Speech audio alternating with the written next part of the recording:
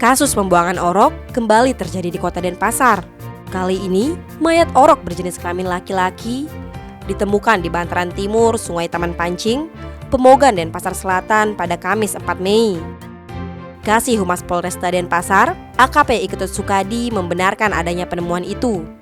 Dijelaskan, awal mula penemuan menggegerkan ini ketika saksi Daniel 38 tahun sedang memancing di tempat kejadian perkara atau TKP sekitar pukul 16. Namun saat tengah asik melempar joran, ia melihat sesuatu benda menyangkut di bantaran sungai. Pria itu pun penasaran dan mengamatinya. Setelah didekati, ternyata benda tersebut adalah orok, tapi keadaannya memprihatinkan karena terlihat tidak utuh.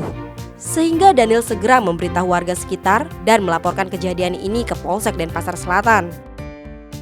Tak berselang lama, aparat Polsek Denpasar Selatan dan tim identifikasi Polresta Denpasar tiba di lokasi untuk melakukan olah TKP. Hasil pemeriksaan petugas, jasad orok laki-laki posisinya terlentang, kepala menghadap ke atas, dan di sekujur tubuhnya sudah dalam keadaan membusuk. Diperkirakan, orok sudah berumur 7 bulan dan dibuang ke sungai sekitar 2 hari lalu hanyut dan tersangkut di TKP. Selanjutnya, jenazah orok itu dibawa ke RSUP Prof. Nengah atau Sanglah menggunakan ambulan milik BPBD Kota Denpasar.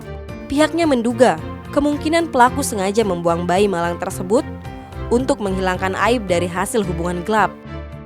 Saat ini, kepolisian tengah melakukan penyelidikan guna mengungkapkan oknum tak bertanggung jawab yang tega melakukan perbuatan ini.